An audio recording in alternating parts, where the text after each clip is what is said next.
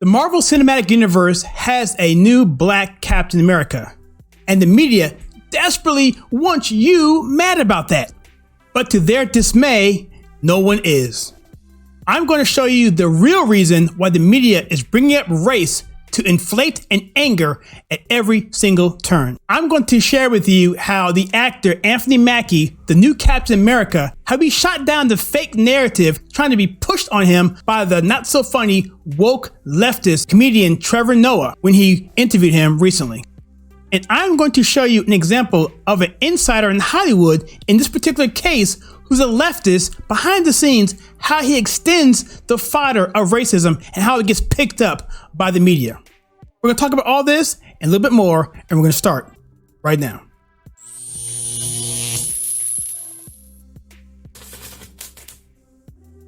My name is Kyle and welcome to the channel. In this video, I'm going to talk to you about comic books, the MCU, which is the Marvel Cinematic Universe, and the same stuff. Social justice warriors, virtual signaling, baiting, all that stuff is going to be in this particular video. But I'm going to go a little deeper on this one. I'm going to show you how showrunners, producers on the set of Hollywood, how they bait the actors, the media to bring their disgusting narratives to the public with their articles and their stories and their films and so forth. So it's more than just the media. It's also the people who are running this stuff behind the scenes. And I'm going to show you an example of that as I did a little digging here. So first, I'm going to show you an example of an actor by the name of Michael B. Jordan, a fantastic actor from Fruitvale Station. He was the person who had played Apollo Creed's son in Creed 1 and Creed 2. Like I said, very talented. He was on Oprah Winfrey's show recently, and Oprah Winfrey was asking him about playing a black Superman. Zack Snyder, who is the director of the Batman Superman series and Justice League, mentions that he wanted a black Superman as well. And so that was part of the conversation when this came out. And so in this particular deal here, here's the article. This is back in February. So there's been rumor that Michael B. Jordan would be playing a black Superman. And so here's the statement here. So on the sit down, Oprah's talking to him. He's 31 years old. She says, "There's been this buzz that you're going to be the next Superman." At first, Jordan simply replied, "I think just to be in the conversation, it's flattering and very humbling." Great response there. Oprah, of course, pushed for an answer, and he said this. This is really interesting. You gotta break this down.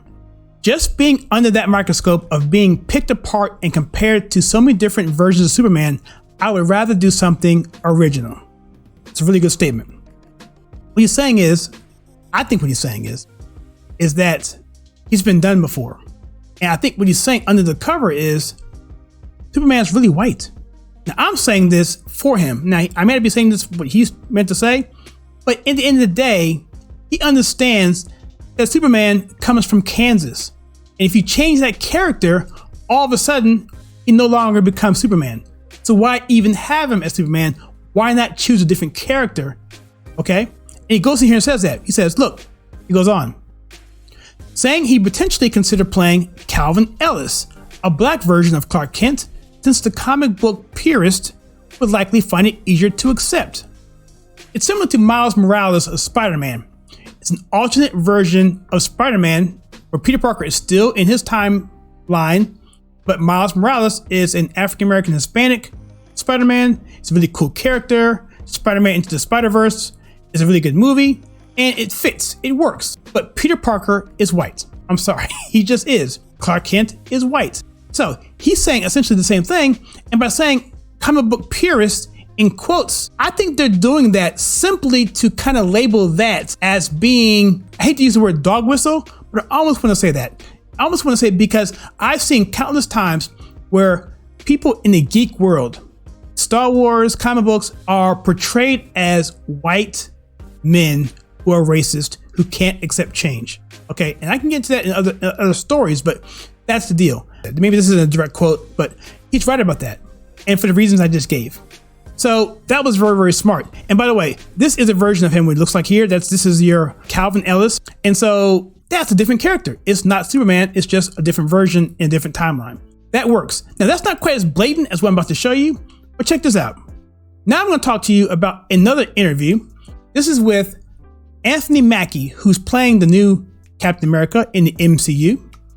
And he's also a very talented actor. But his stance and the way he handles Trevor Noah's baiting, his racist baiting, is masterful. And what he says after that is even more wonderful, and I think it'll make you appreciate him.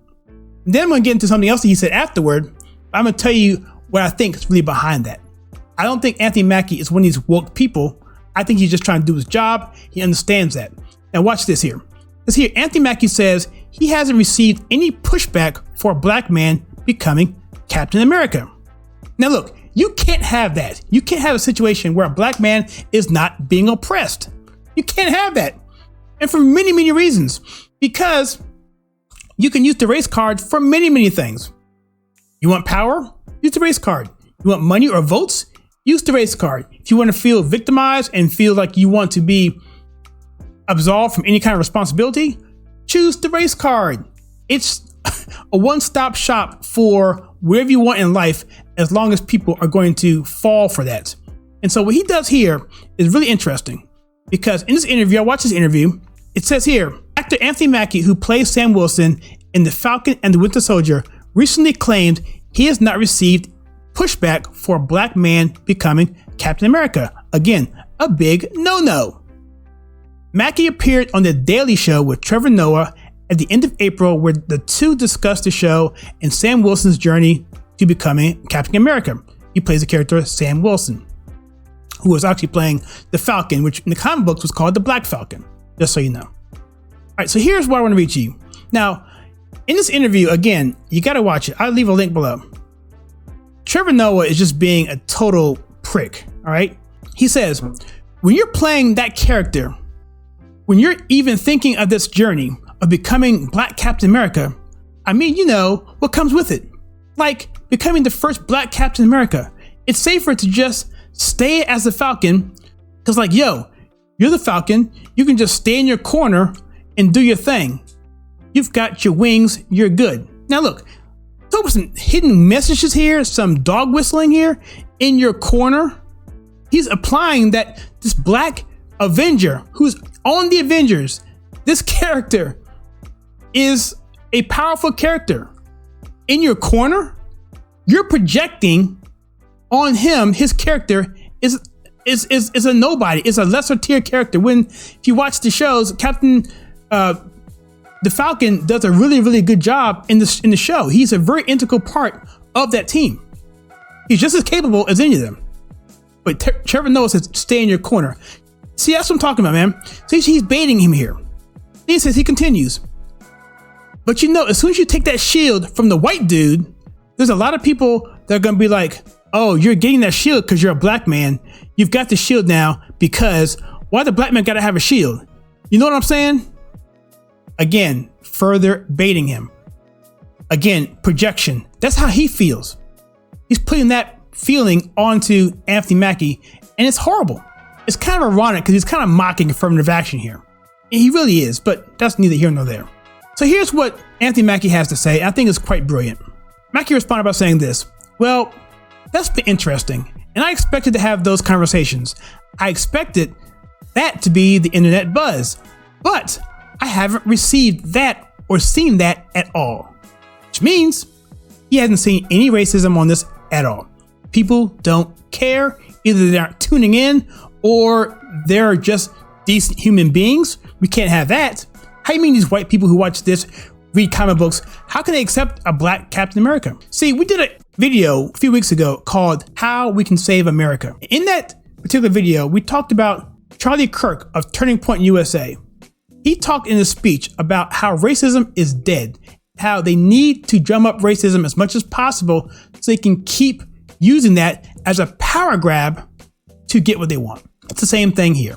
And specifically speaking, when it comes to the media, these magazines, these articles, these papers are going out of business left and right because a lot of these startups, a lot of these webzines and blogs, they started up through venture capitalism. When Trump came into office, they used the hatred for Trump to drum up more clicks and likes and so forth. And that kept their business model forward.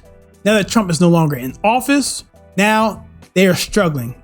Now they're trying their best to drum up some more racism so they can get people to get more clicks and likes and whatever. But the problem is no one cares anymore. We're sick of it. We're tired of it. You've gone to the well way too many times. We're done. over. Your stories suck because every time you do that, you basically tell people, you telegraph your storyline. You telegraph it. If you have a black person in a story, you know they're not going to be the bad guy. It's not going to be a twist anywhere where he's the bad guy. You're going to know because they have a political mindset of what that black person is going to be. So you know already how it's going to develop because he's in a stereotypical box. I mentioned yesterday's video about social justice, about how it puts you in a box and pigeonholes you. So as an actor, they don't want that. They want freedom to do that. And it's just really interesting how the actors are kind of pushing back on this because they want good roles. They don't want pigeonholed roles, all right, especially the talented ones. And so here, it says, it's easy for us to look at the news and look at what's going on and say, all people are bad, the world is going to, but the reality of it is this, most people are good people, you know? So he tells him the reality. Smacks him out of his little bubble, have his little cocoon, his little silo, his little echo chambers to say, hey man, people are decent. They're decent people. They don't think this, right? And then he says, a lot of people are really excited about the idea of the Falcon becoming Captain America and what that means, not only in the cinematic universe and the comic book universe, but in our true reality. And by the way, there's been black Captain Americas left and right. Right? This isn't the first time. So people who are in the comic books already knew this was coming. They already knew. There's been a ton of black Captain Americas. Here's the article of the legacy of black Captain Americas. Okay, so that doesn't hold any water. So, and then he says here, because you know, when my kids have a birthday party, you know what? It's like a damn crayon box in the backyard. But at the same time, that's the way it's supposed to be, he explains. So basically, he's explaining to Trevor Noah what the Martin Luther King Jr. dream was, that little black boys can play with little white girls, that you're not judged by your skin, but your content of your character. I'm inferring that here. He's basically painting that picture for Trevor Noah to let him know, this is the reality, dude. Snap out of it. I thought that was pretty good. And for this part, I'm going to show why I feel that producers, showrunners, and so forth in Hollywood, behind the scenes, I think they're egging things on. They're infecting the actors in the way they think and the way they do their roles because they're responsible for a lot of times, their performance, how it's supposed to be driven, the directors particularly, and how they're infecting this and how that trickles up to the media and they work off each other to get the story they want based off of their racist narratives. Here it says this, and the article kind of does a 180 here. It says here, earlier in the conversation, Mackie would also make some bizarre comments about black men and their relationship with America. Even they noticed that this is bizarre for him to say this. He says this, he says, Mackie stated, Malcolm Spellman, I'll get to him in a second, really went down that road and fought for the acknowledgement of that turbulent relationship between black men and America. And you know, the question that we came up with, we kept asking each other every page, every scene, every time we would talk is how do you deal? He continued, as a black man, you're in an abusive relationship with America. So how do you fight for, stand up and risk your life for a country that has never given you any love, support, appreciation of trust? Now, Mackie may actually hold these opinions, but it didn't really fly with the rest of the article, which is why the author here says, made some bizarre comments about black men. And so he's feeling here the victimhood mentality. So I want to know who this Malcolm Spellman guy is. Malcolm Spellman is the showrunner for the Winter Soldier Falcon show. Okay, this guy here. Obviously, I can't tell from what he is, but he appears to be a Marxist. just from my look. So I did a little more digging. I went to his Wikipedia page, and sure enough, he was the showrunner for Empire. You know, Jesse Smollett, the guy who did that stuff, right? So is it coming together here? So obviously, this guy is most likely a leftist. And I'm just going to go there, but let's also see what else he was involved with. He was involved with a show called Confederate, which basically portrays the South as being racist and so forth, whatever, and dealing with alternate reality. And it just paints me a picture that this guy is infecting not only Mackie, and Mackie, like I said, Mackie may actually agree with him, okay? But that is also why you're getting these statements, okay? Because he's the leader of the show, and he's telling him this is the direction we want and how we're going to deal. That never showed up in the movies at all. So it's coming from this guy here. So that's what I feel is going on. You can see other cases of this as well. You can see with people like Kathleen Kennedy and her people, her staff, how they've actually infected their racist, leftist narratives throughout all of Star Wars and how it's backfiring on them. I'm working on a video on that one.